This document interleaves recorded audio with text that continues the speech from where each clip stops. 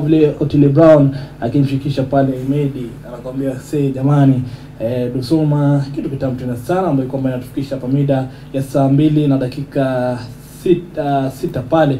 Shukrani tena sana kwa wewe ambaye kwamba unaungana nasi na Arafa iko hapa kwa Bwana Toronto. Naam. Arafa iko hapa kwa ajili yako. Kwa ajili ya ile helicopter ile.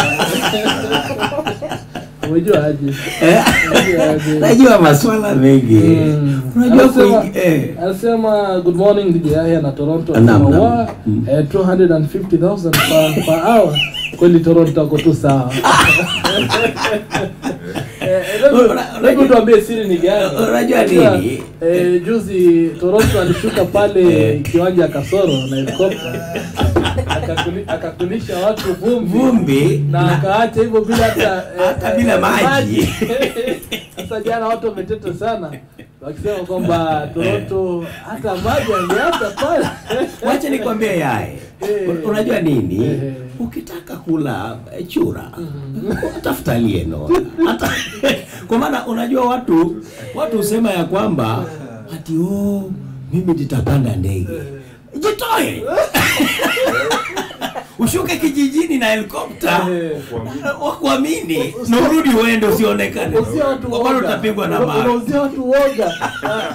Sijui Bwana Ali uliona ile helicopter ilikuja pale Saturday.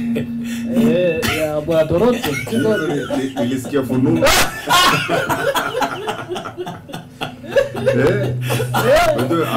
While I was away. Nyumba ilikuwa inaungua. Najua niliambiwa kukomboa hii bidhaa kwa lisali moja. Na nadhani hapa Bwana Kaara maybe anaweza kubaliana na mimi. Kukomboa chopper for almost 2 hours ni 250,000 ama inakuwa namna gani? Unakumbuka tukiwa wadogo kuna mtu mwenye alikuwa anaitwa Prezo, mwimbaji maarufu, alitoka na chopa Wilson akashuka Carnival na ni fence tu. Range Rover, tuangalie tu na Range Rover. Range Rover kukomboa kwa harusi ni pesa ngapi? Chopa ndio kwa maana during elections kuna watu hupata pesa sana au watu wenye hiyo chopa. That is the time ukitaka kupata pesa na chopa ununua saa zile elections zinakuja Nunua kama 5 hivi. Kama 5 zitajilipa kama venye tuliona hiyo. Niliambiwa kwamba Bwana Toronto alipofika tu pale katika ile uga wa Kasoro pale Youngsters alishuka tu hata kusubiria dakika 5. Aliambiwa masaa pesa hiyo. Kwa maana utawacha kuachia hapa. Lakini kitu nitasema amefanya tumuongee. Hiyo tutamuongea hadi ya leo. Amefanya ajulikane. Mimi naona hapa ni maheta. Sio maheta. Naona hii ni Timpo. Unajua ile inaitwa Timpo. Products Owners Association. Sisi watu wa products. Lakini kusema ukweli wacha abebwe na ndege. Ina style labda. Unajua mimi sijaibebwa na ndege. Acha mimi si heta lakini sijaibebwa na ndege. Hiyo ya kelele ninavaa headphones. Mimi sikule ndapanda, mutalala. Nitaimba ngoma mzima, nitasumbua. Lakini isikue unapanda mara moja maisha yako yote. Ni vizuri kubana kitu unazoea. Lakini pia watu unajua sometimes pia watu hoja kwamba maybe Ali umejaliwa umekuja pale na helicopter, maybe umeshuka pale umeweza kufika kwa ubabe, lakini kutoka unaacha watu hivyo hata bila kupanguza ile vumbi. Unakuja umepiga watu na vumbi kisha hata maji ya kupanguza uso hamna. Unungwana. Sema kweli si ngwana. Hiyo kwangu mimi hiyo sioni kama ni ngwana. Lakini najua mtazamo wangu na wako ni tofauti. Tofauti kabisa. Vile utachukulia mambo na vile utafanya mambo. Desturi zetu ni tofauti. So pale ngawaje liwacha watu hivyo mkono kazi. Lakini ni sawa kwa hadhi yake. Acha angangane na hiyo kwa sababu unajua kila mtu ana right yake. Akitaka kutembea na choko. Akitaka kutembea miguu hewani. It's okay. Lakini nilikuwa na watch program naona imerudi XYZ. Alafu kuna episode walikaa wakasema kitu hapo nilikuwa nasikiza alafu akasema mimi nimekuja nimewasalimia nimewapata mko poa. Unaniambia mko poa. Sasa mbona nikitoka siwezi waacha venye niliwapata? Unajua kitu ya kwanza nilisema mko poa, nilisema mko poa. Mbona nisiwaache venye niliwapata? Niliwapata mko poa. Umekuja sawa, umekuja tukapoa. Lakini umetuvuruga. Kwanza umemwagia watu vumbi. Hatukai na amani. Hata chupa ya maji. Hamna. Sisemi kitu. Hata kutafutia watu nini wipes hakuna. Alright, ilikuwa by the way. Msikilizaji ambaye kwamba ameweza kutuma pale Arafa akaweza kusema kwamba bwana Toronto alifanya makosa sana lakini it's okay.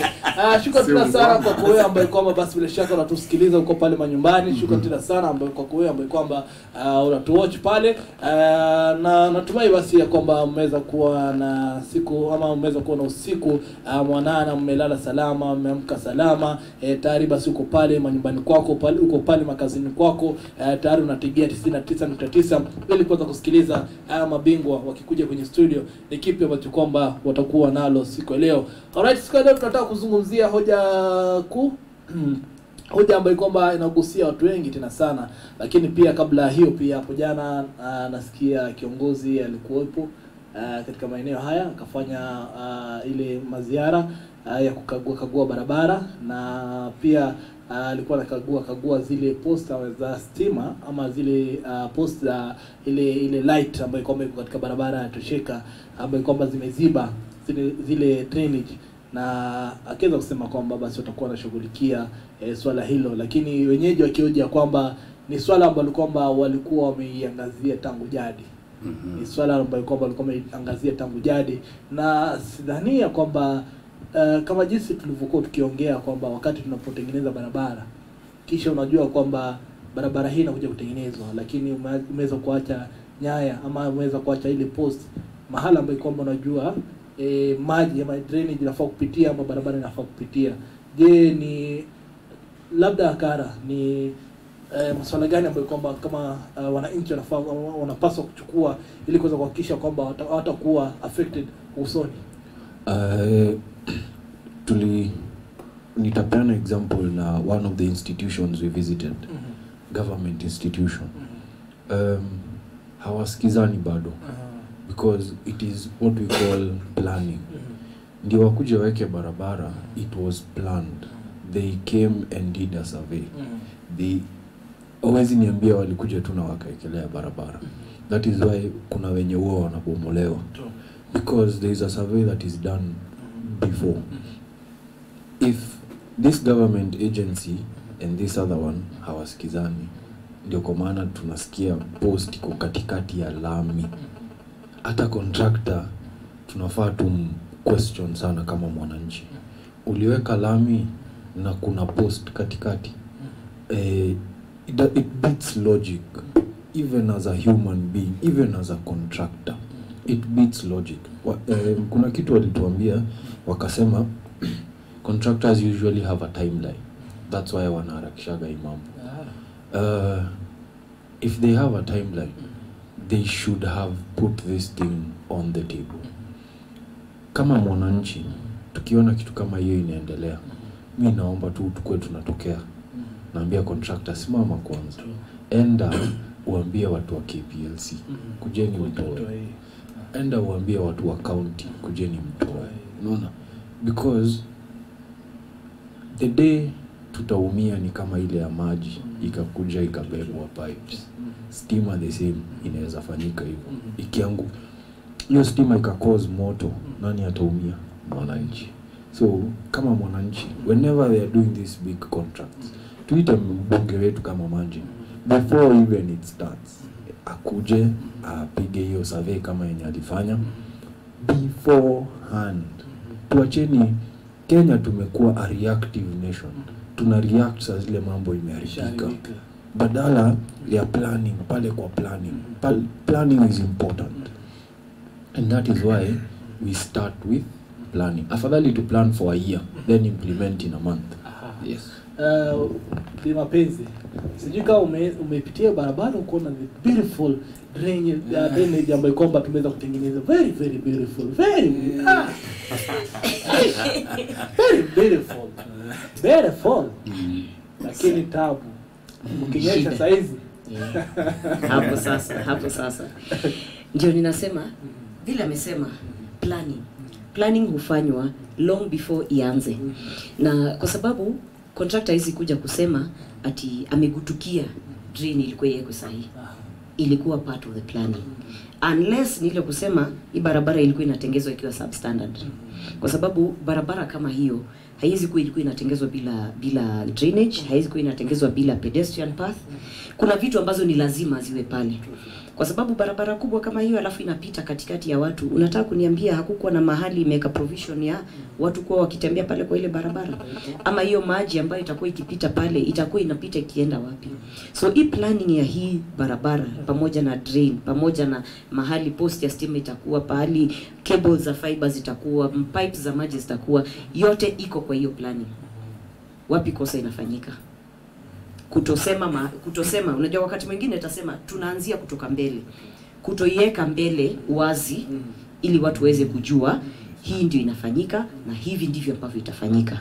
Makosa number 1, hapo ndipo kosa la kwanza ufanyika, kutokuwa na uwazi kwa yule ambaye anapeana contract, uwazi kwa yule amepewa contract, uwazi kwa yule anataka ile service, kwa sababu hata sisi kama wananchi kama tunatafuta uwazi, mbona hatuulizi maswali? So uwazi ni kitu ambayo inakosa. Hiyo transparency ni kitu inakosa, na inakosa kwa kila mtu. Si ati tuseme ati contractor peke yake ndo anakosa kufanya. Si tuseme ati serikali peke yake inakosa kufanya. Hata sisi wenyewe. Mimi niko na hoja, nataka pale paikwe pedestrian, na kama mama nataka nijue hata mtoto akivuka ile barabara ako salama. Mbona sina ile uwazi ya kuja kuisema nataka barabara iwe hivi na hivi? Kwa sababu tunaweza kuwa tuna blame wale kwa upande ule, na sisi pia kama wananchi tuko na jukumu letu pia la kufanya. Hiyo barabara ije pale inakuja kusaidia nani? Si mimi niseme vile ambavyo nataka kutokana na hii barabara, ndio wale hata wakitengeneza hiyo contract, wakitengeneza hiyo BQ iweze kushughulikia ile yenye nimesema. Hapo ndipo kosa la kwanza huwa linafanyika. Bwana Ali, Mapenzi amesema kwamba lazima pia wananchi wakuwe na uwazi, na wewe kama mtetezi wa wananchi najua huwa katika mstari wa kwanza kuweza kuhakikisha kwamba uwazi unakuwepo pale. Na jana nilipokuwa na mmoja wa wadau ama nilipokuwa na mmoja wa raia katika lile barabara, aliweza kunieleza kwamba tayari kiongozi pia alikuwa shaambiwa, wale watu walikuwa shaambiwa kwamba mnapotengeneza hii barabara ama mnapotaka kuweka drainage katika hii barabara, zingatieni zile nyaya ama zile posta ambazo kwamba ziko pale. Je, unaweza tofautiana na jinsi ambavyo kwamba Mapenzi anavyosema kwamba mkoe na uwazi, na tayari pale on the ground kuna baadhi ya wananchi ambao kwamba waliweza kunieleza kwamba tayari hata miezi 3 zilizopita ama 4 zilizopita walikuwa tayari washasema ama washaambia wale wadau ambao kwamba wanahusika pale kwamba jamani, msitengeneze drainage wakati ambao kwamba zile post ziko pale katika barabara. Unazungumziaje hiyo hoja ya uwazi? Mimi nilikuwa moja wa wale ambao tulikuwa tunalalamika. Tumekuwa tukicomplain kuhusu hizo nyaya za stima na post zile ziko kwa drainage, in which tumecomplain for over 3 months now. Mpaka hiyo drainage ikuje iwekwe, mpaka barabara ikuje imalizike. Before hiyo barabara ianze kutengenezwa, tulikuwa tushaanza complain kuhusu hizo post, because kuna ile drainage ambayo mvua ilikuwa inapita na maji ilikuwa inatembea kama kawaida. So since that time tulikuwa tuna complain, but contractor hakuwahi kwanza akiwa kwa ground hana shughuli because ya kazi yake. Second thing, hiyo drainage, I think the road looks good but the drainage is too big. Reason being hakuna a crossing path ama culvert. Yeah. Hakuna culvert ya kuvuka to main stalls. Inabidi mtu ajiwekee ngazi ambao na inaweza bebwa na maji ama talking about ngazi. Jana nikipita kuna jamaa alienda kukanyaga one of the mbaos. Jamani mguu moja iliingia kwa hiyo nini uzuri sasa haiko mbali sana like kwa hiyo katika the height haiko mbali sana, ilikuwa tu ni hapo. So nikaimagine kama ni mtoto ama mama. Hatari. So unaona such things tumekuwa tukicomplain kama watu wanini wakuja kupima hizi ngazi inafaa. Unaona sasa contractor hapo still alitufail kwa sababu tumejaribu kuona vile hiyo mtaro inaweza zibwa at least maji ipitie chini, watu wakipitia juu ina safe way. Mnajua mnaweza andikia contractor petition na asimamishe hiyo kazi, atengeneze hiyo kazi vizuri. Mnajua mnaweza fanya hivyo? Tunaweza fanya. Lakini mna complain tu kwa mdomo kumwambia. Unajua we have been using our elected leaders ambao wako pale. Najua kitu ya kwanza there are people who are responsible for that. Mwapatie kazi. Then hapo next wakikataa there are those alternatives you can use. Hapo ndo nitakukosoa. Hapo ambapo umesema kuna watu ambao wako responsible.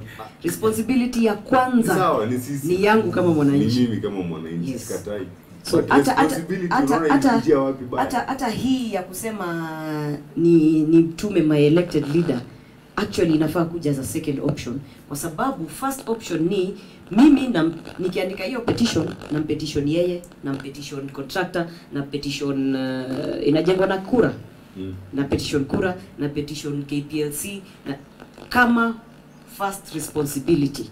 Nisiseme nimeenda kumwambia yeye alafu ninakaa na ngoja naye aende akafanye hiyo kazi. Wakati mwingine hata wao wenye tuko nao pale, wale ambao tumeandika kazi pale, wanahitaji hiyo backup ya mwananchi. Kwa sababu ataenda kusema pale, lakini contractor akija hata yeye amwambie, unajua sio umenipea contract. Hii contract imetoka national government. Wewe kama MC unakuja kuniambia nini? Mimi contract yangu nataka kufanya hivi na hivi na hivi. Sisemi hivyo ndivyo imefanyika, but nasema ni possibility, ndio? Ni possibility. Na because hakuna complainant. Hakuna complainant ataendelea na kazi yake. Complainant ni nani? Huyu ambaye mguu umetobokea pale kwa ile makeshift bridge ametengeneza, huyu ambaye mtoto ameshindwa kuruka pale, huyu mama ambaye anaangalia pale anashindwa hata yeye mwenyewe duka yake atauzaje, huyo ndo complainant. Siku ile huyo complainant ataweka hiyo complaint, hiyo barabara na hiyo drainage itatengenezwa vizuri. Then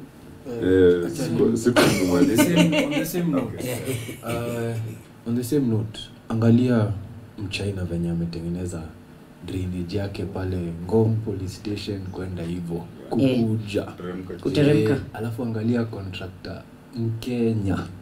Yaani nani kwao tofauti. Hata hii abole imetengenezwa poa sababu imefunikiwa, mtu anaweza pita juu. You get which mahali kuna town center ama mahali kuna watu wanaishi, that is what inafaa. Huwezi weka open drain mahali watu wanaishi. Hata tunasema ina bit logic. What is the logic? Hata huwezi ruka ni hapo baka. Sasa yule ambaye anaishi pale anapaswa kuingiaje kwa barabara? Anaweka kazi. Unaassume pia ni mtu mwenye anatembea na yule ako na gari, sasa atafanya nini? Gari. Lakini unajua hii barabara nikiangalia sema kweli ni barabara nzuri nakubali. Lakini ina makosa mingi. Kama pedestrian footpath sijaona kama imewekwa. Haiko. Sasa tunabishana gari. Kwanza haiko. Tunabishana gari mnapelekana. Na ni highway kutoka hapa straight mpaka kupita Gataka na kwenda mpaka Rongai. Kabisa. Hakuna pedestrian footpath. Hapa katikati kuna towns na shopping centers. In which kunafaa kuwa na kitu kama zebra crossing, some speed bumps ama bumps. Na haziko. So unapata many of the people ama watoto wanaweza kuwa knocked down. I know I know of a friend of mine aligongwa na gari hapo Bull Primary. Because gari ilikuwa at a high speed. Na tayari hapo ni kwa settlement area. Si hata pale unaweza sema ati hapo kwa forest. Kwanza ni kwa shule. Ni kwa shule. So ni sahihi watoto hawako shule sana. So watoto wakifungua shule tutaangalia nini? So no, it poses a very high risk to the community in those many areas. Hata hiyo drainage yenyewe ni kubwa sana. Because I don't think this maji inatoka kwa mlima huku inateremka na hiyo capacity. Sidhani. Because a simple drainage of 1-2 feet, that's enough. Ni sawa, drainage inaweza kuwa kubwa, which is okay. Hatusemi ati ni mbaya wakiweka drainage kubwa, lakini imeweka provision ya watu kupita juu ya hiyo drainage. That's why I'm coming there. Naona hiyo kama ni 1-2 feet, at least kunaweza kuwa na some reasonable some makeshift. Nataka kucorrect hapo. Sio responsibility ya mtu kuweka makeshift bridge. Sijamaliza. Ni sawa. Hiyo ni kazi ya contractor. But if things go worse, unaweza kuna ngazi nyingine inakuwa unreasonable. Na kuna nyingine ambayo ni reasonable. Umeona? So ile point nilikuwa najaribu kuderive from to ni hizo drainage, they are too big. Too big. Lakini kwangu mimi nina kidogo na mawazo tofauti kidogo. Kitu kikubwa kile naona contractors ambao ni sisi tunakubali pesa kidogo ambayo hatuwezi kamilisha kazi kwa njia ambayo inafaa. Unaona sasa ya kwamba una hamu na pesa kama wewe sahihi. Mchina anauliza 1500 na wewe unapewa 1250. Unaona? Mchina amejipanga mpaka tractor, vitu vyote, atakuwa na zile machinery zote. Lakini wewe unaona ya kwamba utasomba hizi vitu na mkokoteni. Unaona sasa? So unakuta ya kwamba wakati unakuja kufanya ile kazi kunakuwa na upungufu. Angalia hata sasa hivi wakati walikuwa wanaweka zile nini, utapata ya kwamba hawakutumia cement nzuri.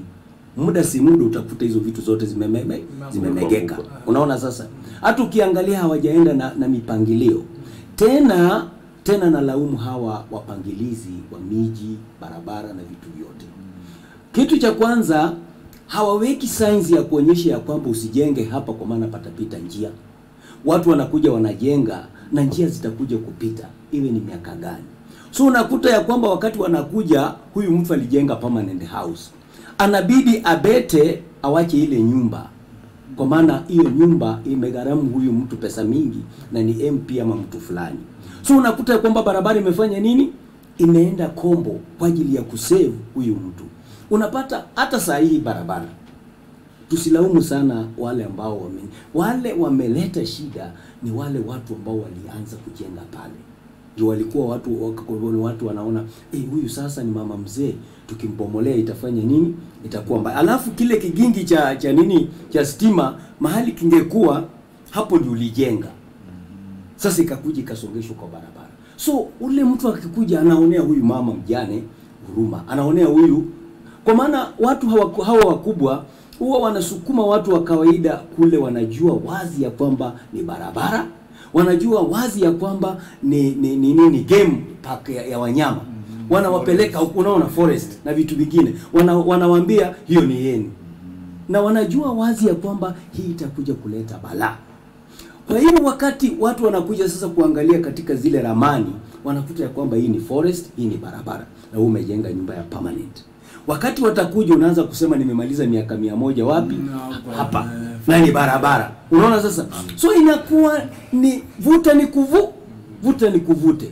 Unakuta mama mzee pala anaenda na mkongojo, anasema miaka yangu yote nina wajukuu na nini niko hapa. Unashangaa utambomoa namna gani? Inakubidi uchukue kasehemu umwachie. Umebeta, umeharibu mpango ya nini? Ya barabara. Na ndio unaona hii barabara imekosa mipangilio kwa kuwa yule ambaye alichukua contract aliweka pesa kidogo. Hakujua, hakuplani ya kwamba kuna pikipiki, kuna watu wa miguu, kuna watu wana cross, hakujua hiyo. Na tena upangilizi wetu ma contractors, kuna vitu wanafanya bila hawakamilishi. Wanafanya tu barabara na hawajui zile vivukizi nini, zebra crossing nini, hakuna, hawaweki. Na hiyo ndio inaleta shida. Wakati amemaliza barabara anakuta kumbe kuna vivukizi, kuna nini na hawajatenda. Unaona sasa? So anaishia porini, anawacha kukiwa na mianya. Lakini swali langu ni na those people who are awarding tenders to these contractors, yes, wameangalia nini zao, qualifications zao na kila kitu, yani if they are eligible to do such a work. Hiyo ni kitu ya kwanza. Nadhani hata kwa Procurement Act inasema ndio mtu akuwe pre-qualified. Kuna criteria ambayo umefikisha. Kuna kiwango fulani ya ujuzi umefikisha, ndio maana uko kwa list ya possible contractors wa barabara class hii ama shule. Ukiwa kwa hiyo list ni kumaanisha ushayahitimu qualifications fulani. Kwa hivyo sidhani itakuwa ni ati contractor hajafika bei. No, what happens in between? Kwa sababu mimi ile kitu nashindwa. Kama ni contractor sawa amepewa kazi. But involvement yake na wananchi na yani before that everything is done for the planning, hakuna mahali mimi nafikiria wananchi walihusishwa sana. So acha ni example. Unajua kwa miaka nyingi tumekuwa tukiangalia Ngong Road kwa map ikiwa dual carriageway. Ngong Road kutoka kule kote mpaka Ngong dual carriageway. Umeona dual carriage lini? Sababu hata bado Japanese hawajamaliza kutusaidia hapa mahali kujenga. Lakini kwa ramani ilikuwa inaonyesha Ngong Road ilijengwa lami ya dual carriage. Kumaanisha kuna contractor alikuwa amepewa miaka nyingi sana imepita. Akapewa kama vile ambavyo nasema contract ya dual carriage. Sijui kama alipewa pesa ya dual carriage ama hakupewa, ndio ikaenda pikikuwa vile ilivyo sahi. Sijui, lakini hatukupata chenye iko pale. Barabara nyingine hapa Ololua pia kwa ramani miaka nyingi imekuwa ikisema ni lami. Imekuwa ikisema ni lami na ndio ile barabara watu Ololua wanalia zaidi. Miaka nenda miaka rudi. Lakini kwa ramani ilikuwa inasema hiyo barabara ni lami. Kumaanisha kuna mtu alipewa contract, ndio maana na ikakuwa ticked. Imefanyika, kazi imefanyika na imemalizika. Sasa hiyo ndio tunaongelea, tunasema ya kwamba kile kimefanya vitu vyetu vinaenda mrama. Ni vile tumesema ya kwamba Toronto alishuka na ndege pale. Angalia Toronto anaenda kulala na njaa lakini anakomboa nini? Ndege. Unaona sasa? Yaani uonekane tu umekuja na ndege. Yaani inaweza kuwa ni lift.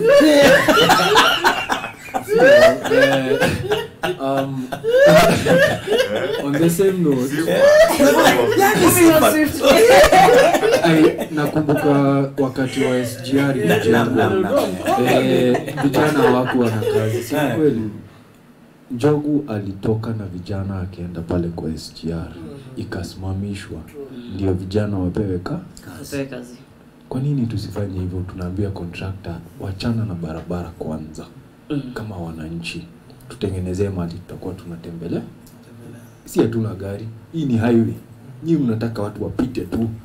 Hata ekeni bums ndio hata aweze nunua maji. Unaona? Isikuwe kama Kikuyu. Kikuyu town was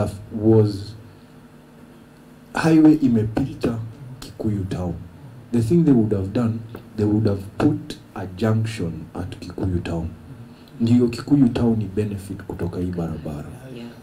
Same as SGR. Wangeweka lami kuanzia station hadi Ngong.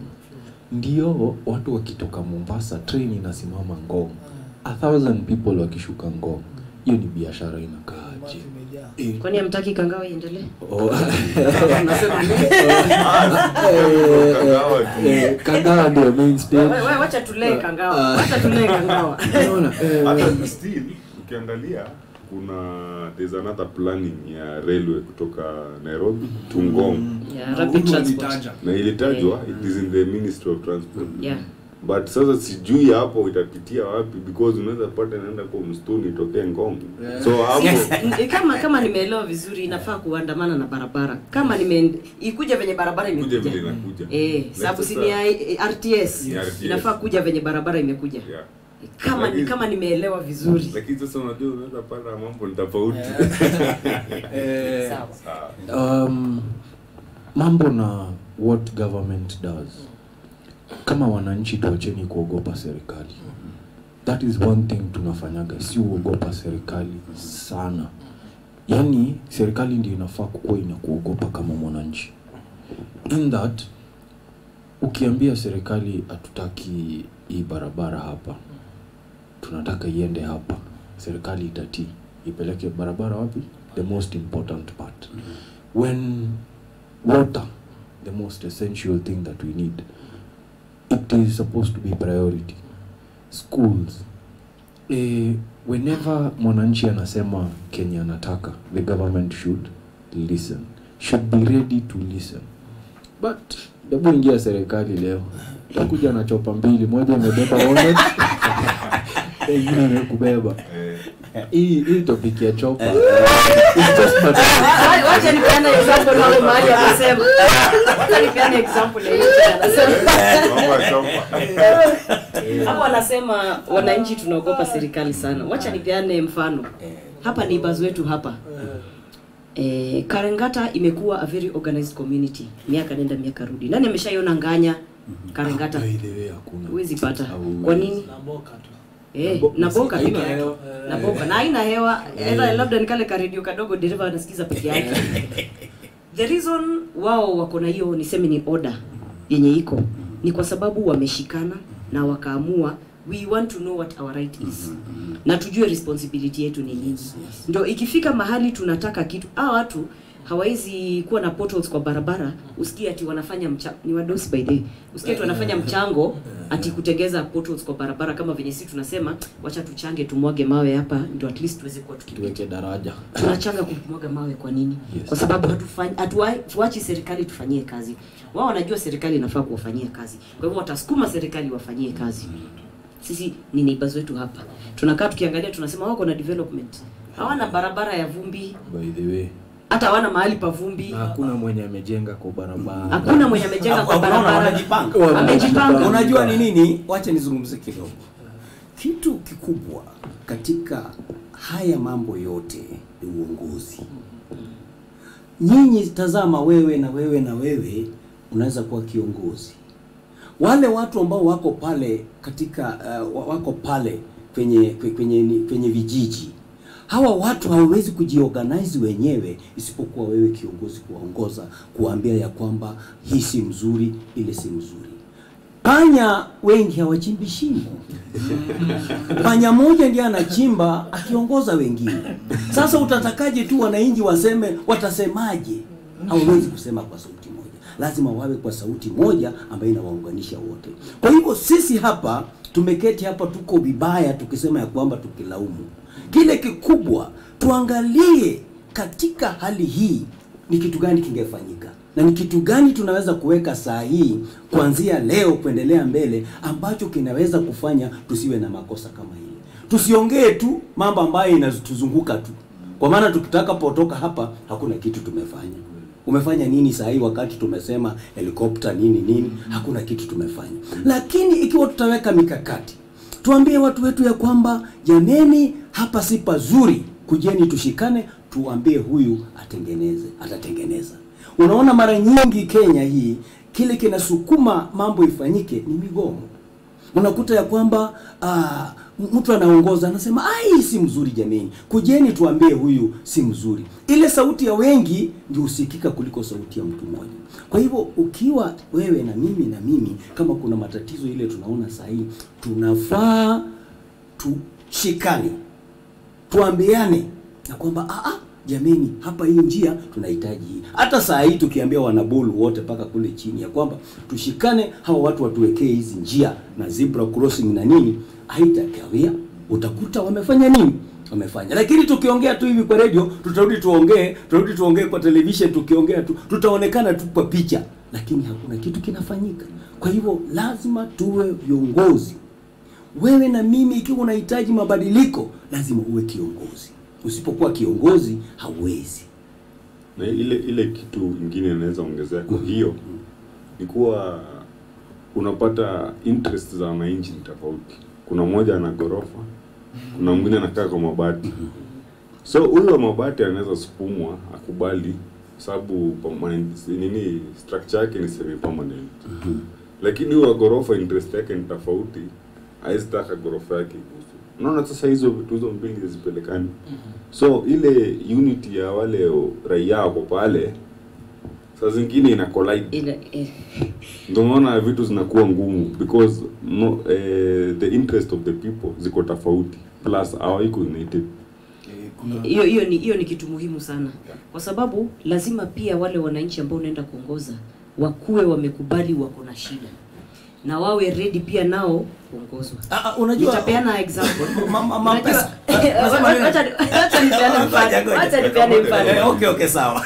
Kulikuwa na post ya stima kwa hii barabara. Mahali ukienda umefika hapo msituni, bend imeenda hivi unaenda unakutana na post ya stima iko hapo katikati.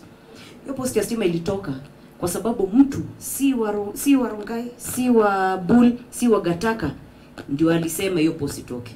Ile tu kusema kuuliza KPLC swali, hata kama hii post mkiweka hapa mkiacha hapa inamaanisha nini? Because it was a very dangerous thing. Yes. Gari itapita hivi iingie ndani ya hiyo post kwa sababu hata ilikuwa mahali pabaya sana. Iko kwa bend kabisa, unaiona sasa ile tu umeifikia hapo umeshapiga bend. Lakini barabara ilitengezwa, ikaacha post katikati ya barabara na wakaendelea. Wakakuja hawana shughuli. Tutasema hawana shughuli kwa sababu kwa upande wetu hatuoni kitu ikifanyika kama wananchi. Alafu sisi ambao tunatumia hii barabara, sisi ambao hapa ndio nyumbani, tukiwa tumenyamazia, mtu wa nje ambaye alifanya tu kuona hiyo picha, akaichukua akaweka Twitter, ndio ikafanya KPLC wakakuja kutoa hiyo post.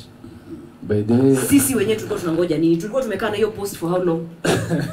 Si ati hatuko tumeiona, si ati hatuwezi tukauliza KPLC, lakini wakati mwingine tuache pia kungoja kusukumwa. Kama kitu mimi ndo ninamuiba kwa mguu, mbona nangoja mtu mwingine aje aniambie niko na mwiba kwa mguu? Unajua nakuunga mkono pale, lakini kuna kitu moja, usiseme tungoje tusukumwe. Umesema vizuri hapo mwanzo kwamba sehemu hii ya kwamba watu wamejipanga. Unaona sasa? Wamejipanga kwa nini? Kwa maana hawa watu wana mipangilio. Na wamepangilia kwa ajili ya uongozi ambao wako nao. Unaona sasa? Sisi vijijini saa hii utakuta mtu anamwaga maji ya makoko pale. Anamwaga maji na choo iko, anamwaga vitu vya taka ambavyo vifai kumwaga katika nini? Kwa maana hakuna ile elimu. Unaona? Kitu kikubwa sana tuelimishane. Na elimu itatoka na nani? Wewe, mimi na huyu mwingine. Na hiyo elimu itafanya kule tunaishi tunaona ubaya na tunaona uzuri. Angalia barabara kama hii, sisi ndio tunalaumu, lakini watu wa kijiji hiki wanafurahi sana. Wanasema Mungu ametujalia. Hata waduka amefurahi. Lakini hajui kuna kasoro. Sasa sisi tunaongea hapa kasoro, lakini hatuwezi rekebisha. Hatuwezi fanya nini? So kitu kikubwa jameni, tuangalie ya kwamba hawa watu wanafurahi kwa maana walikuwa kwa matope. Kama wewe una nguo na uje ununuliwe hata nguo ambayo ni oversize, utacomplain. Alright, shukrani sana wacha tuchukue mapumziko mafupi. Ni ile baadaye ilikuwa by the way, tutakuwa tukirejea tunaingia ndani ya swala kuu ambalo kwamba ilikuwa tuzungumzie sikielewa, lakini by the way imekuwa ni kweli ni by the way.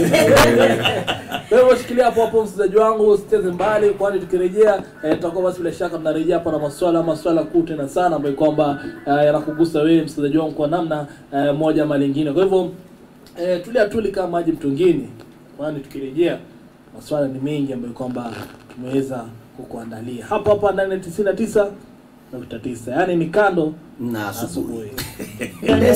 Kwanza atajinufaisha zaidi ya kupanga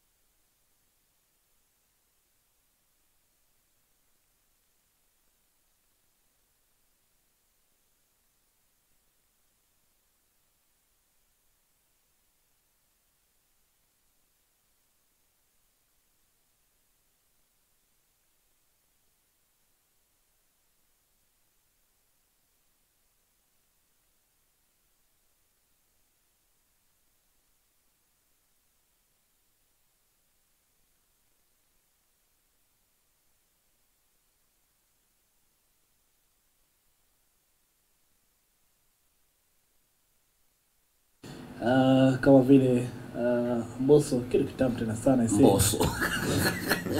Mbosso ni wapi wa wapi? Tanzania sio. Tanzania isi. Shukrani tena sana kwa kwa ambayo kwamba unazidi kukeep it 99.9. Kwa kwa basi bila shaka uko ndani, tutakuwa naendelea basi na mazungumzo yetu. Alafu kisha mida saa 3 tutakuwa tunavuka boda. Hii tutakuwa tu tunamalizia katika masuala yetu, ama katika basi bila shaka masuala ambayo kwamba tulikuwa tunazungumzia kuhusiana basi na barabara hilo la Tosheka, ambayo kwamba hapo jana wadau waliniita wakaniambia kwamba Majuju Kone, tafadhali angazie sana hii barabara. Kiongozi amekuja, lakini sasa hatujui kama kweli itakuwa lenye kuangazia, sababu mvua Disemba ndio inakaribia. Unajua Disemba huwa ni msimu wa mvua kubwa sana. Kwa hivyo tunatarajia mvua ambayo kwamba itakuwa inatujia, na basi tusije basi tukapatikana off guard na ile mvua, sababu tayari maduka watu wamejenga kile barabara, mashallah, na nashukuru sana watoto Tosheka wamewekeza. Sasa hivi naweza sema kwamba kama kuna barabara ambalo kwamba litakuwa na maendeleo, ni hiyo barabara Tosheka. Maduka tu tumewekeza kabisa. Lakini sasa ni mapenzi development ndio tunafurahia. Lakini hata pale tunasema tuseme eti tunakuwa prophets of doom. Sasa zingine tutasema unajua hampeani shukrani kwa kazi imefanyika. Tunajua kupeana shukrani kwa kazi imefanyika. Na pia tunajua kuangalia pia hiyo kazi iweze kunufaisha watu vile inavyofaa. Inapaswa kuwa imefanyika na kimpango fulani. Kwa sababu tutasema ndio tunafurahia maendeleo imekuja, alafu tumekosa kuangalia pia madhara ambayo imekuja yenye tungeweza kuavoid. So ni hiyo tu tunataka kuangalia pia. Ndio tuna shukrani kwa barabara imekuja na imetengezwa vizuri, lakini kuna vitu 1, 2, 3 ambavyo pia tunataka iangaziwe pamoja na hiyo barabara. Si ati after 10 years sasa hii tu vile barabara inatengenezwa pia nazo ziweze kuangaziwa, kwa sababu ni part of hiyo barabara. Asante. Unaona sasa barabara hii yetu ya Tosheka, hii barabara ukiangalia watu walioipangilia hawakujali maisha ya watoto, hawakujali maisha ya mama wazee, hawakujali maisha ya watu ambao ni aged. Walijali vijana tu, kwa maana unaweza ruka. Unaona sasa wewe unaweza ruka. Na tena hawakuangalia misimu ni kitu cha maana sana. Kwamba kuna msimu wa mvua, kuna msimu wa mafuriko. Kwa mfano, angalia hii barabara imewachwa mwanya mkubwa sana. Na huu mwanya, nyumba zimetanda katika huo mwanya. Mlango unaangalia wapi? Kwenye mtaro. Mtoto anaweza kutoka kule ndani ya nyumba akifanya nini? Na maji ndio hiyo inapita. Huyu mtoto mtamkuta athiriva. Unaona sasa? Sasa sisi ambao mimi bado nalaumu sisi ambao ni wasomi katika vijiji hivi. Mimi bado na walaumu tu. Bado nasema ya kwamba hapa tusijidanganye tukilaumu sijui contractor sijui nani. Sisi ndio tunafaa kujilaumu. Kwa maana tuliwacha wewe ukipima kabati mapenzi. Wewe ukipima kabati utaangalia tu, ukitengenezewa vile hautaki, ulitaka drawer hapa, ulitaka sijui hii hapa, utaenda tu pale uangalie tu ikienda. Lazima utaenda useme mimi nataka drawer hii hivi na hivi vile mimi nimechora. Na sasa sisi kitu kishafanyika, ndio sasa tunakusanyika kwa radio vile tumekusanyika kwa television. Tunaanza kulaumu nani? Tunaanza kulaumu Kapera, Njuguna, Kamau. Na mimi safa Torondo ninakuja na helikopta, nashuka na narudi naenda. Jameni, sisi wenyewe tunaomba hivi. Tunaomba hivi. Mungu achopa. Chopa imekuwa. Mtu akona chopa. Akona influence. By the way, mtu akona chopa. Umeanza kufikiria. Kama kuna wamama walitoka Bol, ndio. Sababu ile helikopta fulani.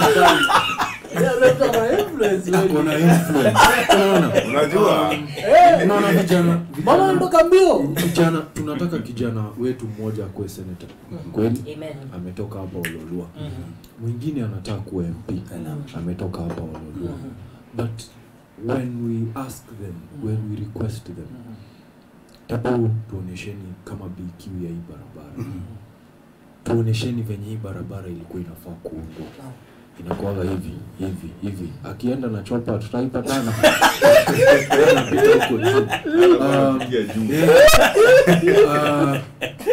Kama umesema sisi wenye tuko na hiyo elimu, sisi wenye tuko na hiyo akili, si ndio tunaangusha kijiji yetu. Kama for example soko inafunguliwa. Hii soko hatujaiambiwa kunaendaga hivi. Ndio kwa maana tulikoniwa at one point watu walikuwa wananunua wananunua soko. True. Because we didn't know. Hakuwa na uwazi. Hakuwa transparency. If the leaders that are here now, Christopher Mureithi, kama unasikiza, ulisema kitu ya maana sana. Sisi vijana tunafaa kushikana. Lakini akaongezea hapo akasema kila mtu ako na kichwa yake. Kama huyo kijana mmoja wetu anashuka na chopa. Mimi wa raia wa kawaida Toronto mwenyewe. Ndafikia Toronto aje. Alafu pia kuna kitu moja hata mimi nilikuwa nawania kiti ya MCA. Nikaona pia nikikuwa MCA itakuwa ngumu sana because my citizenry hawajui. Nitakuwa naongoza watu hawajui. Na hapo ndio inakuwaga shida kubwa sana. Hata nikileta nguo bagi atakubali. Na hiyo staki akubali nguo bagi. Jua kona njaa. Aeke njaa yake kando. Aniambie we kiongozi hakuendagi hivi. Kunaendaga venye mimi nataka. Yes, nataka kabati yangu nataka iundo hivi. Yes. Lakini kama hata sijui kabati inaundago aje. Utamwambia. Nitamwambia nini? Nitakuwa naleta development alafu mnanipiga. Hata mtanitoa UMCA. Kuna mmoja alifanya Ngong, tunajuaga MCA inakuwaga ni one term. Lakini UMCA anakuwaga amefanya kazi sana. Lakini tunamtoa tu. So citizenry venye ulisema lazima wakuwe wajanja. Lazima huyu citizen mwenye by the way hiyo barabara yetu imeleta development mingi mpaka wakaweka maduka. Kuna watu wakununua kwa hizo duka labda ni mingi sahi kuliko watu wanabai, unaona. So those are the things we should look at. Is it bringing development? Yes. How is it bringing development? Ni tumalize. Kitu moja nitaomba hao raia wa hapo hiyo barabara wafanye kama raia wa Matasi ya Kiseria walijiwekea bumps za mchanga. Ndio bumps hizi zingine zikakuja zebra crossing. Hiyo ndio kitu imechorwa laini. Haijafanywa marking. MP alikuwa anakuja kufungua barabara. Acha kufungua barabara jamalizwa. Ninauliza tu juu siku attend. Alifungua Hakuwa mkuja kuangalia hizo nini. Na najuanga anakuaga na kitabu fulani. Manje ni kuandika sana. I hope aliandika. Mwalimu ako very diligent. I hope aliandika hizo vitu. Alright, lakini kitu moja ambayo kama ningependa kuambia kabla sababu pia naona muda wetu wa awamu ya kwanza imekamilika ni kwamba hatujaangusha raia. Hiyo ni kitu ya kwanza ningependa. Hatujaangusha raia na elimu tunatoa, ndo maana yake leo hii tuko hapa. Na wako pale wanasikiliza. Kwa hivyo hatuwezi sema kwamba tumekuja tu kuongea, hapana. Tumekuja kuongea na bado kuwafunza. Na ndio maana yake wanatusikiliza, wako pale na sasa watakuwa wanajua kwamba kweli hapa tunafaa kufanya hivi na hivi na hivi. Kwa hivyo jambo la kwanza naweza sema tu ya kwamba hatujakuja kuongea tu, bali tumekuja kuelimishana na pia kuwaeleza na kuwajuza masuala jinsi ambayo kwamba yanavyoendelea na ni kipi ambacho kwamba wanafaa kukifanya ili wao kuweza kupata ama kuweza kupata ile tunasema kwamba a very good service. Kwa hivyo tujue ya kwamba manufaa wao kuwa pale, manufaa ya kazi hiyo Kabisa. at least wa enjoy the benefits. Na hizi sema hii ni kama civic education in a way Yes. that inafungua raia kujua ni nini inamhusu, ni nini anafaa afanye, vitu mbalimbali, so ndo maana yake tuko hapa. Kwa hivyo mtaniruhusu ya kwamba tumalizie kwa hapo kwa sasa ili tukiweze kuingia katika segment yetu ya pili. Alright, bila shaka mzaji wangu nachukua mapumziko mafupi. Tukiweza kurejea pale tutakuwa nazama katika segment ya pili ambayo kwamba tutakuwa naangazia kitu muhimu sana. Wanaita maji.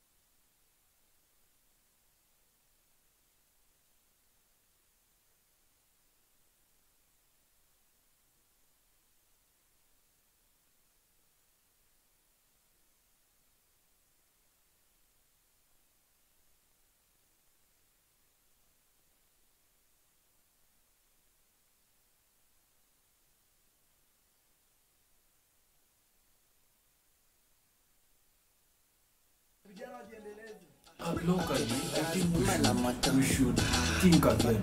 We should rethink this. Come on.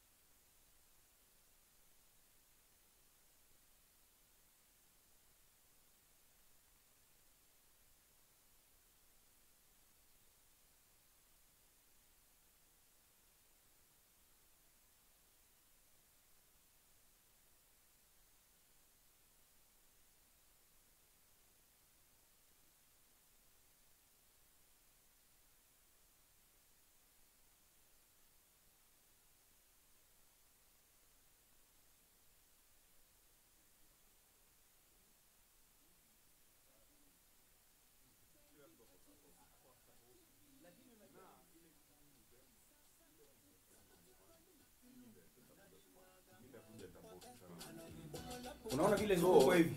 Lengo ya Kahara iko tofauti sana. Na mtu kama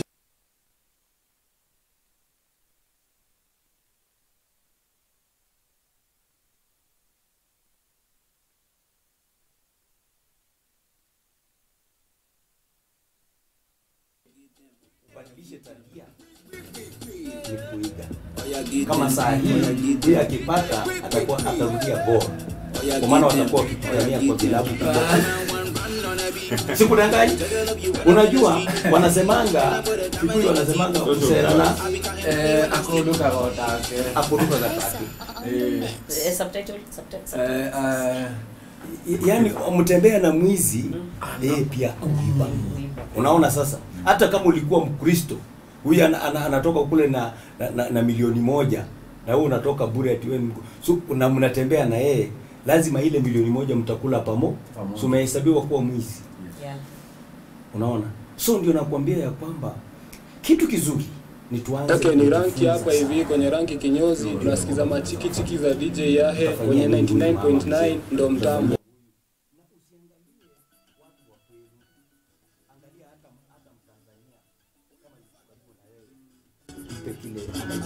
Angalia Mduruma.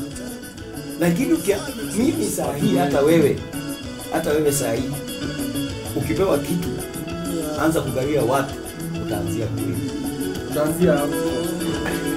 unajua acha nikwambie hapo naweza kukosoa kwa sababu nikosoa tu hapo. Unajua mimi tofauti na wewe. Utofauti tu ni kwa sababu mimi kitu moja Mungu sema. Ningekuwa na chakula ya kugawa. Siwezi kujiwekea kwa sababu mimi niko nayo. Yeah. Umeona? Hata kama sina najua mahali ninaweza. Najua mahali naweza toa. Lakini kuna mtu hana na hajui mahali anapo. Hapo ndipo nafaa kuanzia. So mimi siwezi kujiangalia. Hapo ndo najaribu kuonesha ile kitu. So vitu kama hizo mimi ninaweza. Na ndio tunasema tuelimishane. Hivi ni ile mtindo wako ili tusonge. Kwa maana ikiwa wewe ukitegemea conversation endelee.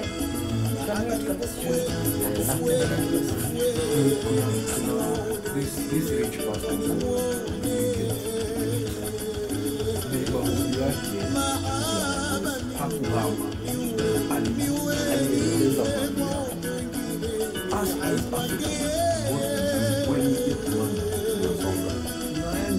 And that's the wrong thing. The reason tunahama is because hatuku accept situation yetu. Hatutaki. Ni kama nikiwa kama mtoto ni sana mpaka sasa hivi napata pesa kidogo. Sasa nataka kwenda kula. Naiona kama ni chakula ya shida. Kwa hivyo hata nikiona githeri hili ni moja. umehama mambo ya Na githeri. githeri ndo Sasa hiyo ndo attitude. tumupenda. Nilikuwa natumia kama example, Yeah. tunasikia watu wengi wakisema mimi napenda githeri. I think sababu hata nilikuwa msikuwa hiyo lakini hiyo ya kuwa ile nime associate na poverty ama shida, na badala niitengeneze na iondokea, badala niitengeze, sababu pale ndo nyumbani nafaa kuwa nikitengeneza. Mimi naona wacha niende pale ambapo wametengenezwa zaidi. Huu hapa kwangu mahali nimeacha, nani atatengeneza? Naacha shida hiyo. Naacha ile shida. Naacha ile shida. Na ina revolt. Mpaka wanasemaga kwa Kikuyu wanasemaga hiyo ndio Kushi alitokea. Aliomoka. Aliomoka. That is the biggest problem even with our local. Wakiomoka wanaenda. Ndio sana watu. Kuna wengi hata wanazaliwa saizi hawa. Angalia sasa sijui kama kuna angalia MCA sasa ni shibu. Saizi huwezi kukuta amehamia wapi? Ametoroka Wajibu. Ni kama kuoa bibi ambayo umepata naye shida. Alafu wakati unapata unamwacha unaenda kwa bibi mkula anachoka. Unaona sasa. Tutamaliza leo. Hapo mzee. Haujatengeneza chopa land. It takes someone with a very high IQ. Yes, To understand this. yes. Na ndio mimi nafurahi sana kweli. Kwa maana unaona. Unapoona utafanya mwingine aone. Na mwingine aone. Na kuanzia dakika hii. Unajua bahari Mombasa ukienda mahali panaitwa kule chini kunaitwa nini? Kuna watu wengi wana nini? Yaani Si yani. Sijui kitu hapo. Mahali watu wote wana kiongozi. wanakutania. Hali Niko salama. ehe, Sina neno. ushaelekea ama bado? Unaelekea. Sasa ndakupigia, tuko live ndo tuzungumze. Niko na leo kikosi kizima hapa. Yes. Niko na Bima Penzi, niko na jamaa anaitwa Kara, niko na jamaa hapa anaitwa Ali, Yes. niko na mzee wangu anaitwa Safan. Sawa sawa. In the next 5 minutes